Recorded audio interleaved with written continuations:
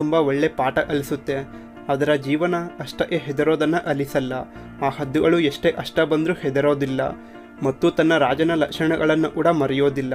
ಇದೇ ಕಾರಣಕ್ಕೆ ಇದು ಇದರ ಸೋಲನ್ನು ಒಪ್ಪಿಕೊಳ್ಳಲ್ಲ. ದೊಡ್ಡದಾಗಿರೋ ಅದರ ಮೂಗನ್ನು ಮುರಿಯೋಕೆ ಸತತವಾಗಿ ನೆಲಕ್ಕೆ ಈ ರೀತಿ ಚಚ್ಚುತ್ತೆ. ಈ ಪ್ರಕ್ರಿಯೆಯಲ್ಲಿ ಅದರ ನೋವು ಅದಕ್ಕೆ ಮಾತ್ರ ಗೊತ್ತು. ನಾವು ಮಾತಿನಲ್ಲಿ ಹೇಳುವಷ್ಟು ಸುಲಭ ಇರಲ್ಲ. ಆದರೂ ಆ ಮೂಗು ಮುರಿಯಲ್ಲ. ಆದರೂ ಹದ್ದು ಸೋಲನ್ನು ಒಪ್ಪಿಕೊಳ್ಳದೆ ಆ ಮೂಗು ಮುರಿಯೋವರೆಗೂ ನೆಲಕ್ಕೆ ಬಡಿದು ಬಡಿದು ಆ ಮೂಗನ್ನು ಮುರಿಯುತ್ತೆ. ಆಮೇಲೆ ಆ ಮೂಗು ಮತ್ತೆ ಬೆಳೆಯೋಕೆ ಶುರು ಮಾಡುತ್ತೆ. ಅಷ್ಟರಲ್ಲಿ ಅದರ ಅಪಾರವಾದ ರೆಕ್ಕೆಗಳಿಂದ ಅದು ಹಾರೋದು ತುಂಬ ಕಷ್ಟವಾಗುತ್ತೆ. ನಾವು ಆಕಾಶದಲ್ಲಿ ನೋಡೋ ರೀತಿ ಹದ್ದು ಇರಲ್ಲ. ಹದ್ದು ತುಂಬ ದೊಡ್ಡ ಪಕ್ಷಿ. ಹಾಗೂ ನೀವು ಕೂಡ ನೇರವಾಗಿ ನೋಡಿರ್ಬೋದು ಅದರ ರೆಕ್ಕೆ ಎಷ್ಟು ಅಪಾರವಾಗಿರುತ್ತೆ ಅಂತ.